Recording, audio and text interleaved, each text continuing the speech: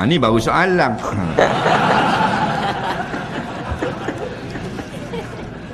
Ni soalan yang terakhir pada malam ni. Masya Allah Ustaz, ada aja ya keren. Ayat 2000 baru dia cium. Tu pun kan cium kita cium duit.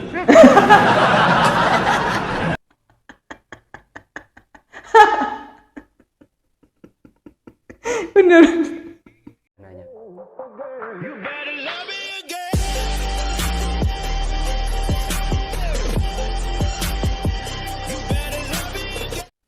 Assalamualaikum warahmatullahi ta'ala wabarakatuh. Jumpa lagi dengan saya Cak Ope dalam program Ngaji Bareng.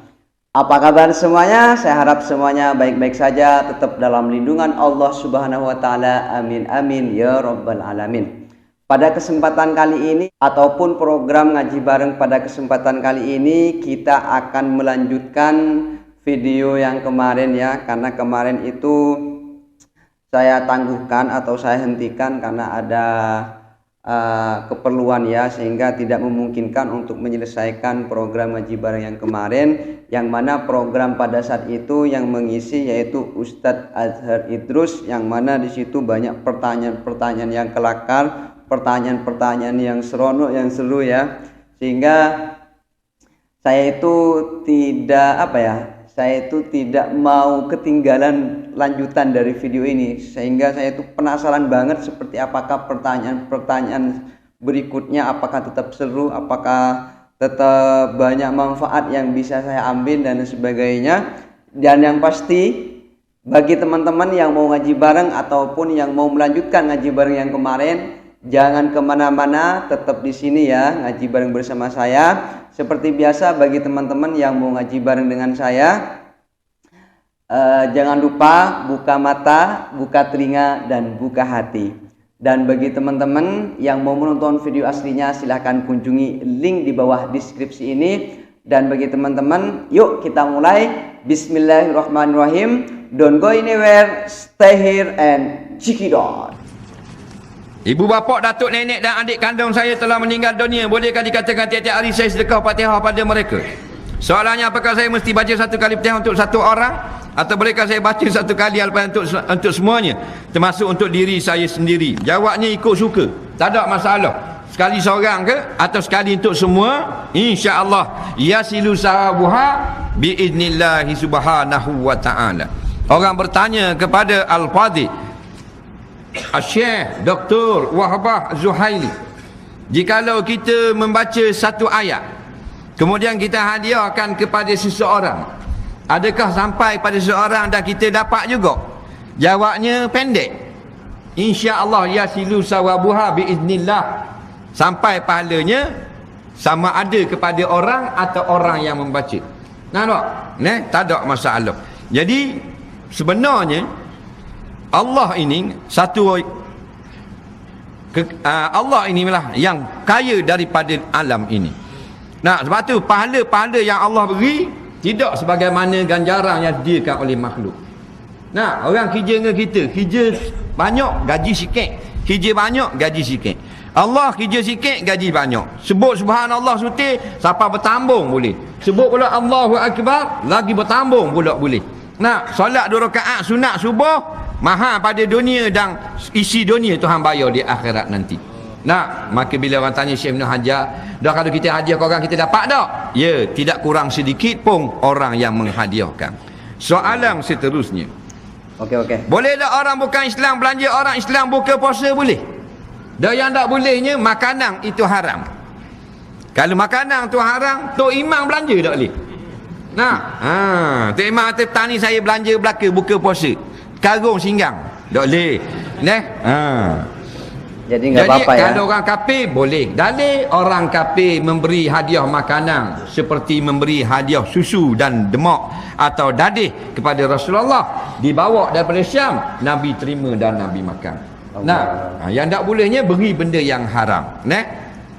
Kalau haram enggak boleh ya. Tapi kalau halal enggak apa-apa walaupun orang kafir ya. Siapa tanggungjawab beri fitrah anak bila ibu bapa berpisah? Jawabnya bapa. Bila kita cerai dengan bini kita, maka yang boleh membela anak kita, hadanahnya adalah milik janda kita. Anak duduk di tangan dia, kita wajib nafkah. Faham baik? Masa sekolah, pelajaran dan sebagainya, bapa yang menentukan.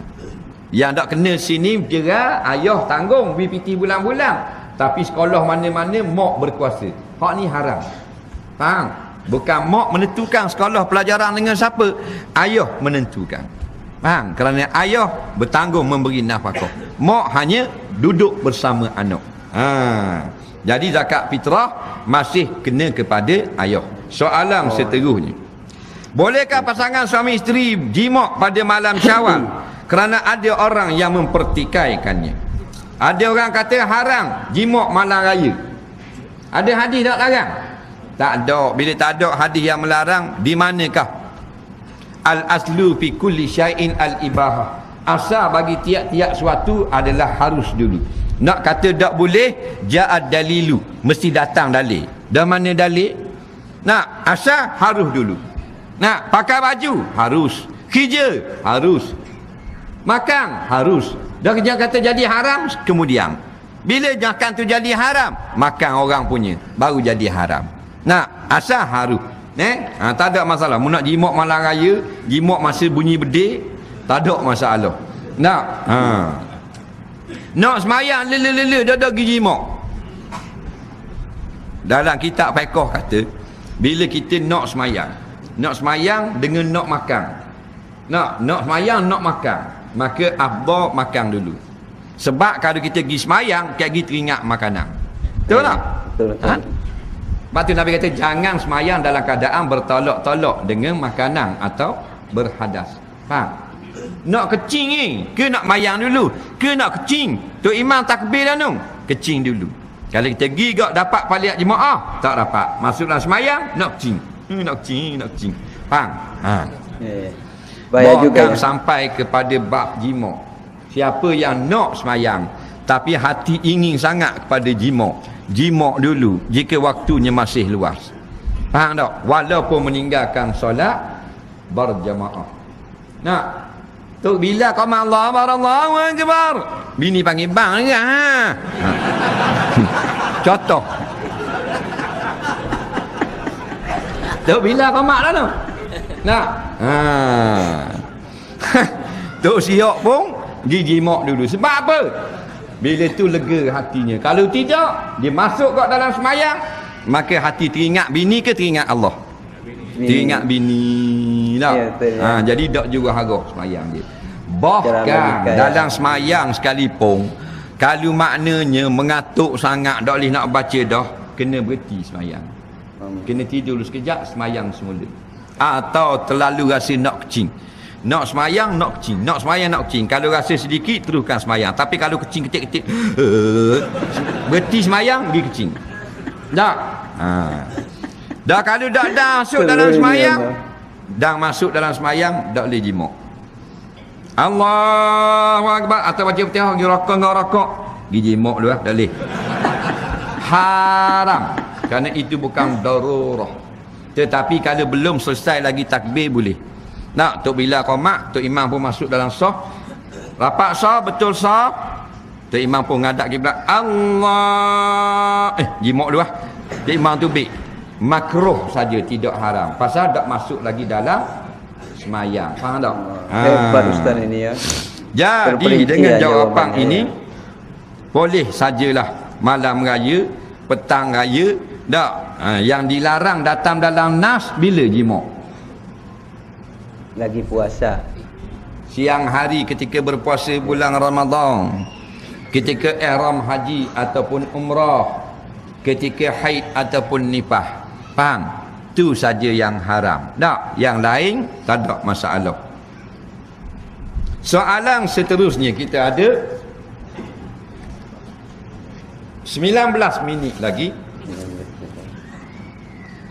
Bagi apa hukum bagi orang yang kecing tidak lawah apabila dia mandi hadas? Tidak lawah. Jawabnya, orang yang kecing ni tak ada masalah dengan mandinya. Mandi keluar air kecing, mandi keluar kecing, sah mandinya. Masalah bila nak semayang. Kalau jenis air kecing dia sentiasa keluar, maka hendaklah dia basuh air kecing dia dan baruk dengan kain. Lepas tu ambil wuduk.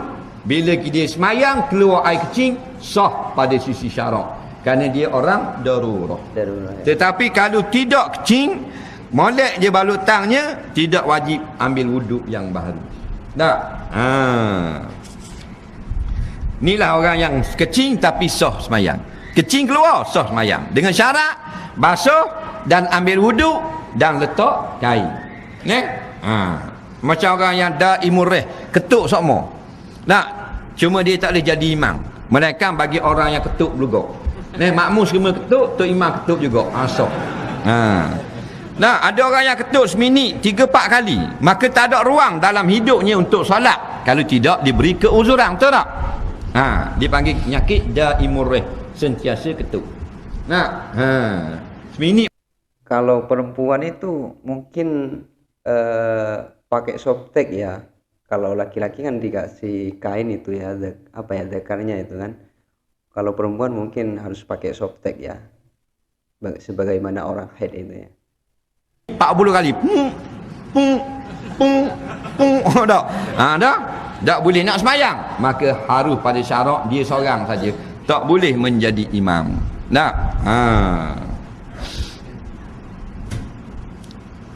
Seru ini.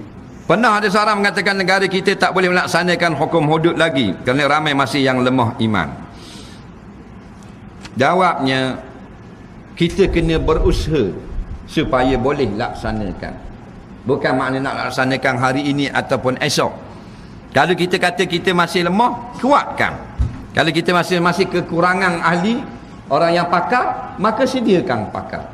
Masalahnya terbagi dua, satu golongan nak melaksanakan hukum Allah, satu lagi bersungguh-sungguh supaya tidak melaksanakan. Maka adakah itu dikira alasan? Bukan alasan. Alasan ni begini, nak melaksanakan, tetapi kita beri masa 2 tahun, kita akan sediakan pakar-pakar dan sebagainya, beri penerangan kepada rakyat agar tidak terkejut dan sebagainya. Tak, itu orang yang nak melaksanakan.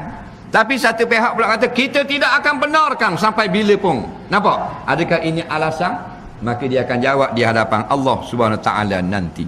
Kerana Nabi telah bersumpah, Nabi kita, Nabi semua orang di Malaysia ini, lau kanat Fatimatu bintu Muhammadin saraqat laqata'tu yadaha. Demi Allah, jikalau anakku sendiri Siti Fatimah, isteri Sayyidina Ali, melakukan kes mencuri, cukup syarat, aku akan hudud dengan potong tangannya. Usahakan orang lain, anak Nabi kena hudud. Maknanya pentingnya hukuman supaya manusia ini terdidik ataupun taat pada perintah Allah. Allah yang cipta manusia, hanya hukum Allah yang layak ataupun sempurna untuk mengawal manusia.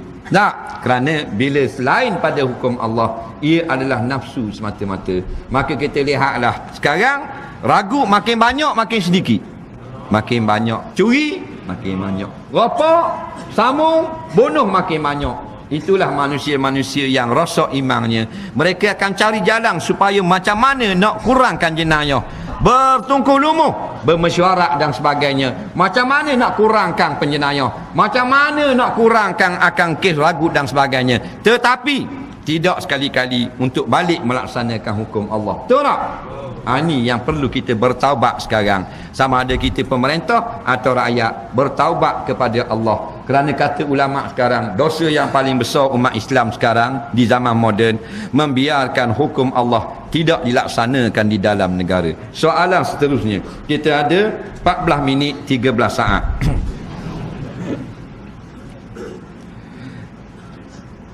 Apa hukum letak magnet atas metal elektrik untuk jimat elektrik?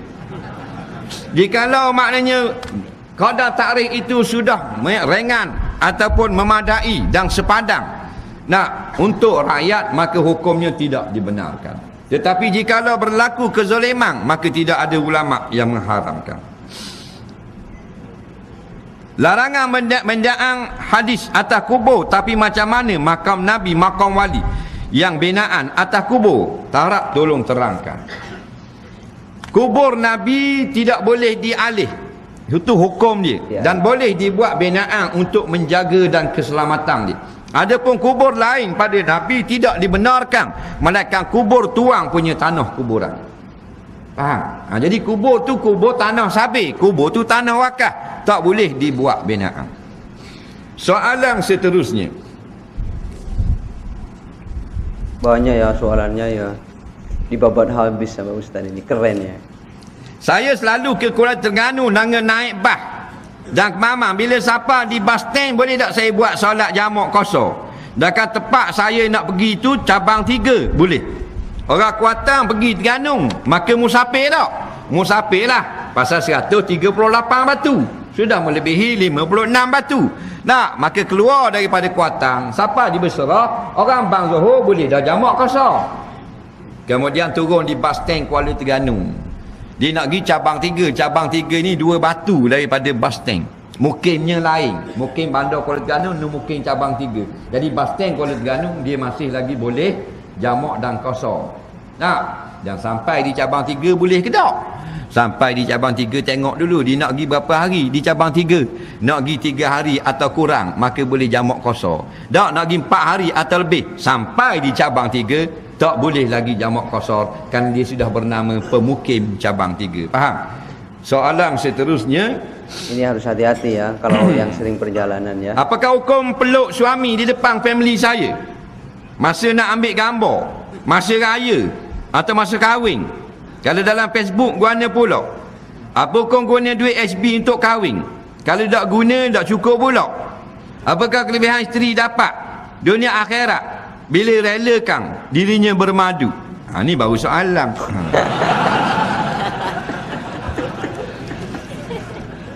Ni soalan yang terakhir pada malam ni. Masya Allah Ustaz, ada aja ya, keren ya. Bisa aja lagi sini. sebenarnya.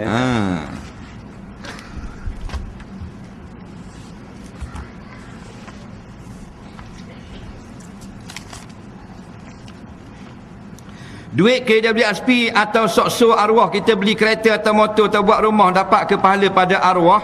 Dapat pahala arwah. Padahal duit itu bahagi dah pada waris, dapat. Batu kalau kita mati tinggal saka, rumah apa semua tak? Batu bagi saka dah, bagi dah. Anak kita dapat sebuah rumah, bini kita dapat sebuah rumah. Dia orang duduk, kita dapat pahala tak? Dapatlah. Ini titik peluh kita. Nak? Dalam CD Ustaz kata paling komang masuk syurga dapat 70 bidadari. Adakah dia kena jaga aurat juga? Jawabnya, bukan saya kata, hadis kata. Kita cuma nakal, pindah cakap. Faham? Maka kita dapat orang yang paling sedikit pahalanya. Dia yang paling sedikit dapat nikmat dalam syurga, iaitu sebuah istana besar, tanah seluas Yaman sampai ke Syria, dan 70 orang bidadari dan seorang isteri dia di dalam dunia. Faham? Jadi soalan dia, adakah bidadari ni masing-masing kena jaga aurat? Tak ada lagi hukum aurat di dalam syurga. Aurat ni bebas, ya? Benda yang haram. Adapun dalam syurga ada benda haram tak? Ya. Tak ada haram dah. Makan banyak mana pun tidak haram. Sekarang kita makan lebih pada kenyang, haram. Papa dok gerak macam ular sawa bahan lembu. Tak haram walaupun duit kita halal. Perbuatan itu Allah murka. Tapi dalam syurga makan banyak haram tak? Tak. Tengok comel kuda ni. Kuda tanya balik, nak stick ke masak 3 rasa? Kuda tanya. Kita jawab, celup tepung boh. Celup tepung seekor kuda. Kita makan habis seekor kuda, kita buang tulang dia melambung-lambung, meleting-leting jadi seekor kuda semula. Allah. Faham? Dan berlari-lari di depan kita. Seronok. Seronok. Dah ada haram? Tak ada haram. Sebab wajib pun tak ada kok. Dia taklid syarak, hanya hukum di dunia. Ada haram, ada wajib. Ada tak wajib sembahyang jemaah dalam syurga? Tak ada. Wajib tutup aurat tak? Tak ada. Tok Imam dengan bini dia tung lanyang ulak tak ada masalah. Faham? Enggak ngerti saya ni apa. Kayaknya seru ni. Anda contohlah. Dah ada kawasan istana dia. Nak. Batulah. Kita biar ada idaman kita nak syurga Allah. Faham? Kita jahat, mata kita jahat tak? Tangan jahat. Kita banyak dosa dengan Allah. Aku nak gak syurgamu. Faham? Sebab ni saja. Kalau tak syurga, neraka. Na'udzubillah. Siapa nak masuk neraka? Kat tangan. Tak ada orang nak masuk. Hak tengah cocok tu nak masuk syurga. Tengah cocok heroin, pak. Dia tanya, "Bah, masuk syurga neraka?" Syurga, bah. Tak. Tambah neraka dia. Nah,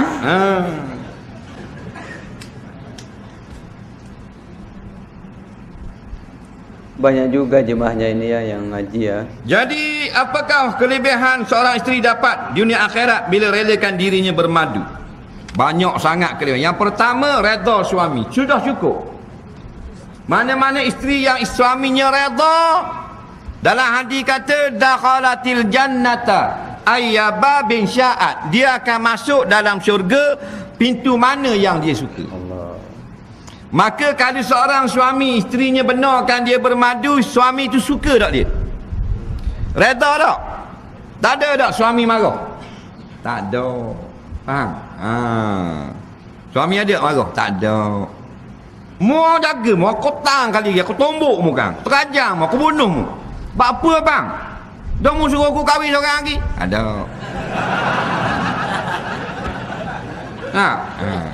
Maka bila dia benarkan suami dia bermadu, suami dia sayang tak ke dia? Itu petua nak dapat kasih sayang suami. Nak? Dia kata suami kaya tak apa sayang saya. Nak suruh beli rata, tak beli, suruh beli kasut, tak beli. Nang biar dia kahwin seorang lagi. Nak? Bang, nak kahwin seorang lagi boleh. Tapi belilah kalau saya suruh beli apa-apa.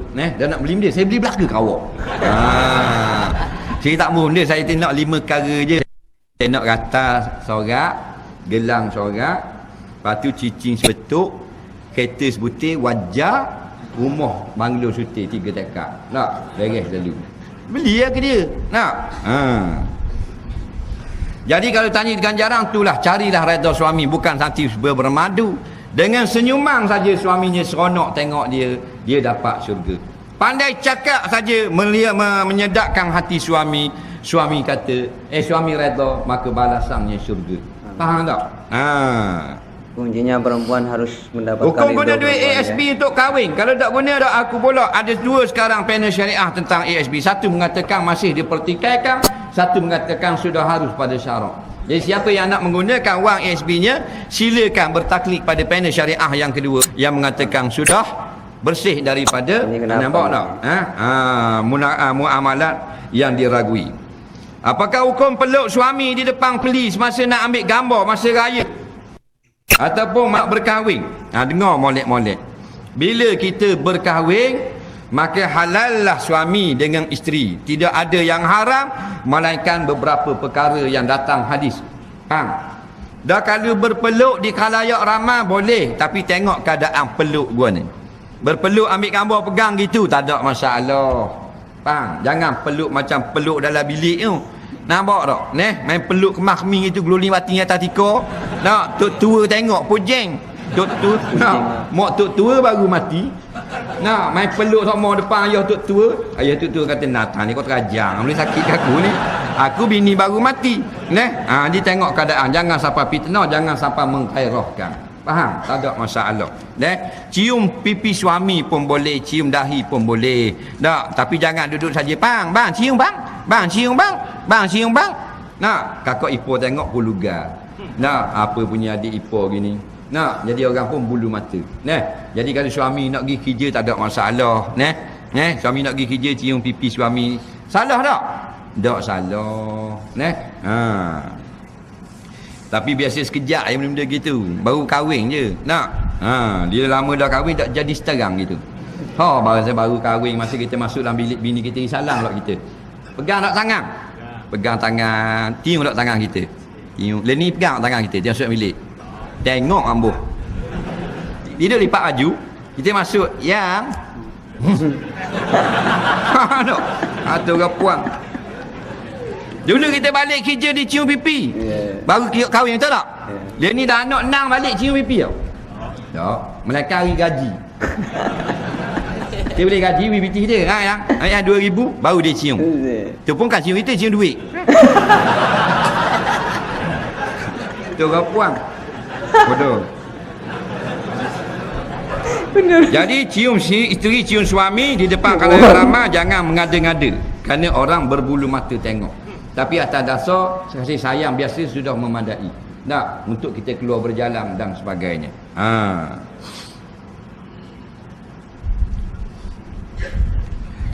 Adakah sama semua semayang sunat boleh dilakukan secara berimam berkaitan dengan semayang sunat hajat? Apakah hanya baca secara senyap? Jawabnya, semayang sunat yang tidak datang nas untuk dikerjakan secara berjemaah, ada kalanya harus seperti solat sunat hajat, dan ada kalanya amatlah tidak digalakkan seperti solat sunat rawatib.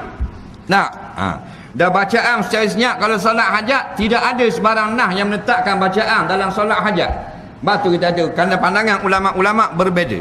Nah, ada yang baca surah ni, ada baca surah ni, maka bacalah apa yang mudah bagi kita, semuanya daripada ayat-ayat Allah dalam.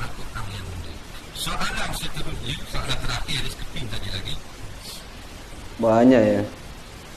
Apakah hukumnya penipuan dalam perang politik? Jawabnya, jikalau merugikan orang Islam yang lain dengan penipuan tersebut, hukumnya haram dan berdosa besar. Allah. Sama macam kita menipu dalam kataan biasa. 3 jenis tipu. Dosa besar, dosa kecil, makruh. Nah, mana dosa besar? Bila kita tipu hati orang, boleh kita. Bila kita tipu yang tak bersalah, kena penjara. Bila kita tipu tak dapat jawatan, dosa besar. Bila kita tipu maruh orang tercalok. Mana dosa kecil? Tipu benda-benda yang kecil. Contohnya, pergi beli kedai, ambil cekelak 2%. Kata tak bayar dah. Padahal tak bayar lagi. Maka kalau 2%, hukum hudud kena tak? Tak, maka dosa kecil. Faham? Yang kena potong tangan, dosa besar. Jumlah. Nak? Dan mana hak makruh? Nipu saja, tapi tak libat harta orang, tak menjatuhkan arwah orang. Ini Ibrahim cakap nipu gitu. Kalau orang cakap bab mata cicing, dia kata dia ada mata cicing serumah. Harga beli 4 juta seritu, tapi tak bakal lama dah. Bila cerita bab tanah, dia kata dia ada tanah di nun, belah Temeloh 4,000 hektar sihak dia. Jadi dia jenis akad ekor gitu saja. Tak ada tipu orang, tak ada aib orang. Orang panggil gila 3 ising 3. Nampak? Gitu, nipu gitu makruh. Soalan seterusnya. Bolehkah orang musafir salat zuhur dengan cara tamam? Dijamakkan dengan asar 2 rakaat. Dengar molek. Bila kita musafir, tidak wajib salat jamak, tidak wajib salat macam biasa. Tidak wajib salat qasar, tidak wajib salat tamam. Pilih saja. Siapa nak salat macam biasa boleh. Tergantung kita, nak ya. pergi Kuala Lumpur, berhenti di Gambang. Berhenti di Gambang. Orang bang zuhur, dia nak semayang zuhur dengan asar jamak dan 2-2 qasar boleh. Atau dia nak semayang zuhur tu jamak dengan qasar, tapi zuhur semayang 4 rakaat, asar 4 rakaat, tamam belaka, boleh juga. Atau zuhur 4 rakaat, asar 2 rakaat, boleh. Atau asar 2 rakaat, zuhur 4 rakaat, boleh juga. Ataupun nak semayang zuhur dalam waktu zuhur, asar dalam waktu asar, boleh belaka. Dah yang tak boleh, dak semayang, straight. Dak semayang, faham? Tu haram. Tergantung kita ya, maunya yang sholat di jamaah ataupun qasar, tergantung kita ya.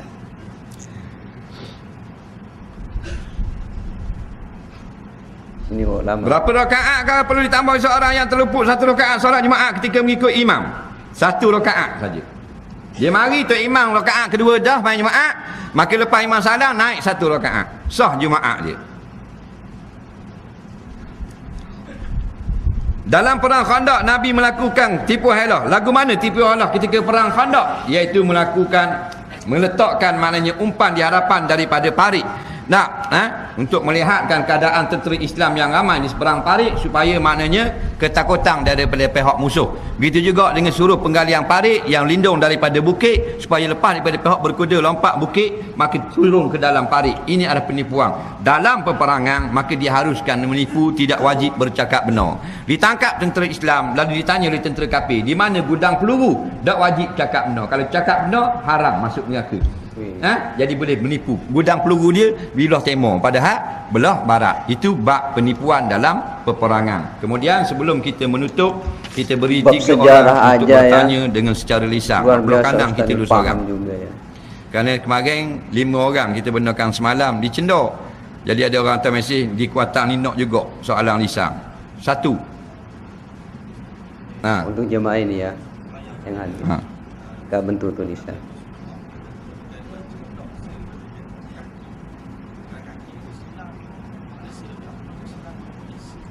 Baik, soalan dia masih duduk antara 2 sujud. Rabbighfirli warhamni wajburni wahdini wa'afini wa'fu anni.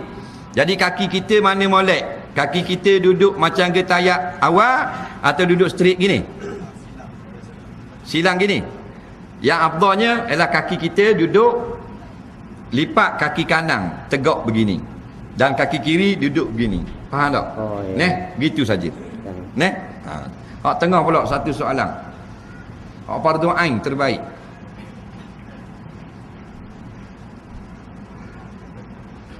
Tanya, takut boleh tanya, bukan suruh jawab. Kalau kata Ustaz Belakang Samsul, koma ya.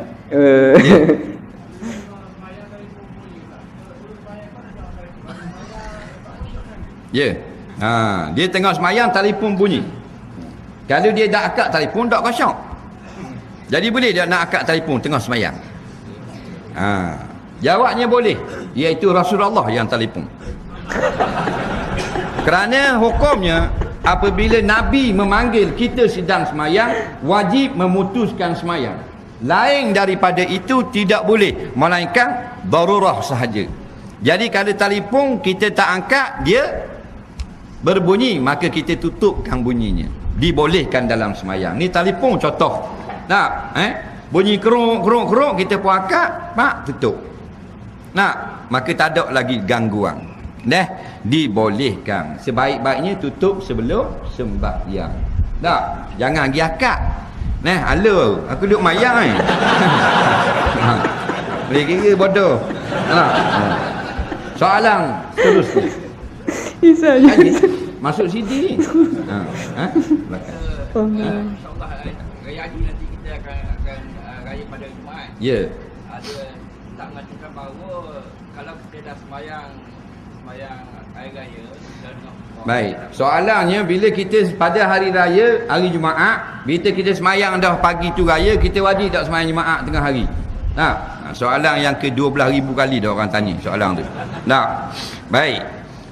Jadilah macam-macam pandangan-pandangan. Kita jawab ni atas pandangan yang kita belajar daripada kitab-kitab fiqh. Iaitulah ada dua hukum. Satu kumpulan tidak wajib lagi solat Jumaat, satu lagi kumpulan tetap wajib solat Jumaat. Lagu mana diperincikan oleh ulama. Apabila solat hari raya jatuh pada hari Jumaat, maka siapa-siapa yang duduk jauh daripada bandar, di kampung dia tidak ada masjid, lalu bersusah payah datang untuk solat berhari raya, maka tengah hari nanti bila balik ke kampung tidak diwajibkan lagi datang untuk solat Jumaat. Adapun orang-orang yang duduk di tempat memang ada dibuat ada masjid, maka tetap wajib mengerjakan solat Jumaat. Faham lagi? Jadi yang tak wajib tu bagi orang yang duduk di pendalaman, di kampung-kampung, di ulu-ulu. Selesai. Satu lagi soalan bonus terakhir sebelum kita tutup kedai malam ni. Bila imam baca surah Wati, bila imam baca surah Wati sampai ayat Alaihissalam kan, kita dengar sunat, kita kata balas kan. Sekarang ni ada orang kata yang tu bidah. Jadi hak nonton. Jadi alaihissallahu bi ahkamil hakimin. Kita jawab benda bala wa ana ala zalika minasyahidin. Jadi dalam kitab-kitab fiqh, sebahagian kitab fiqh tidak menyebut perkara tersebut. Sebahagian kitab fiqh menyebut perkara tersebut. Faham? Jadi apakah hukumnya bagi makmum atau orang yang membaca? Bila sampai hujung ayat watin, dia menjawab bala wa ana ala zalika minasyahidin. Maksudnya adakah benar Allah ni sebaik-baik pencipta? Maka sunat kita menjawab benar yang demikian itu, kami sebahagian daripada yang menjadi saksi. Rasulullah sallallahu alaihi wasallam dalam hadis-hadis yang sahih menyuruh kita meminta perlindungan dengan Allah di mana saja ayat yang ada sebut tentang azab. Nabi tak baca ayat mana. Di mana saja ada ayat azab, boleh kita baca perlindungan. Dan di mana saja ayat yang ada sebut tentang rahmat Allah, sunat kita minta rahmat tersebut. Dalam hadis tak perinci. Jadi dalam banyak ayat Quran mana ada rahmat, di situlah. Begitu juga jika ada sesuatu perkara yang menunjukkan kebesaran Allah, boleh tak kita berzikir? Boleh.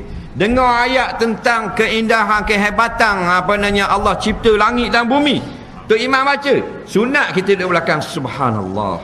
Boleh berkata. Sebut hampir kebanyakan kitab-kitab hadis. Faham? Cuma hadis yang mengatakan tentang kita jawab bala wa ana zalika minasyahidin bukan daripada hadis yang sahih. hadis ini disebut sebagai hadis dhaif yang hasan li ghairi. Nampak? Hadis ini jadi hasan bukan dengan zatnya, tapi jadi hasan dengan sebab syawahid yang lain, ada qarinah. Nah, maka pandangan yang kita duk pegang jumhur ulama, hadis dhaif boleh diamalkan. Tak usah kata hadis hasan. Cuma setengah-setengah orang yang ekstrim ilmunya, hadis hasan, hadis sahih saja boleh diamalkan. Ini yang sedang dikeutarakan di Malaysia sekarang. Sedangkan pandangan yang mengatakan hadis sahih saja boleh diamalkan bukan pandangan yang kuat. Pandangan yang muktamad, pandangan yang paling kuat, pandangan paling ramai ulama hadis dan ulama fiqh ialah hadis sahih dan hadis hasan boleh dijadikan hujah dan hadis dhaif boleh diamalkan. Nah, ni kita nak betul balik. Kalau tidak, tak timbul isu ni. Batulah sedikit ilmu bukan menjadikan kita sebagai imam mujtahid, tapi hanyalah sebagai penterjemah bagi orang-orang awam yang datang daripada kampung-kampung. Kesilapan kita bila kita dah bertaraf ustaz, kita sudah merasakan kita sebagai mujtahid atau setara dengan Imam Bukhari, Muslim dan imam-imam yang lain. Inilah gangguan-gangguan mental yang telah meresapi bagi setengah-setengah ahli ilmu kita. Sebab tu banyak mereka bercakap bersalahan dengan ulama-ulama besar. Banyak beri pandangan lain dengan ulama-ulama mu'tabar. Terlebih lebar daripada orang yang lebar, terlebih alim daripada alim ulama. Nah, hasilnya orang ramai menjadi mangsa, menjadi pening kepala dan sebagainya. Masya Allah, itulah tadi ya beberapa pertanyaan dan beberapa jawaban yang sudah dijawab habis oleh Ustadz Azhar Idrus ya.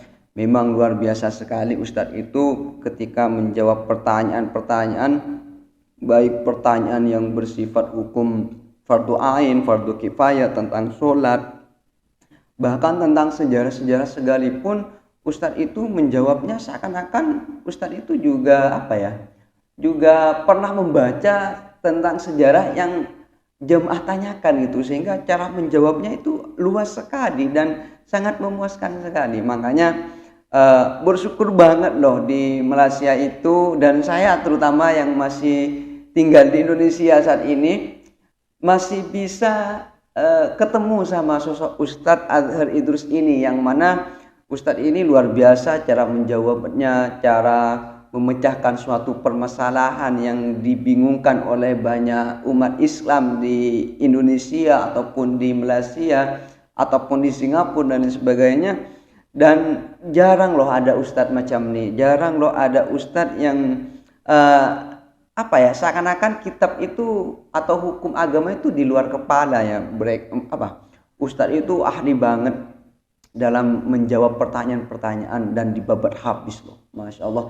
Saya doakan ya semoga Ustadz Azhar Idrus ini diberikan umur yang panjang ya, diberikan kesehatan zahiran wa batinan, dijauhkan dari segala macam penyakit, dan yang pasti semoga beliau tetap dimurahkan rezekinya oleh Allah Subhanahu wa taala. Amin amin ya rabbal alamin. Saya kira ngaji bareng pada kesempatan kali ini saya cukupkan, semoga bermanfaat, semoga membawa kebaikan dalam kehidupan kita ke depannya. Dan yang pasti saya undur diri. Ihdinas siratal mustaqim. Assalamualaikum warahmatullahi taala wabarakatuh.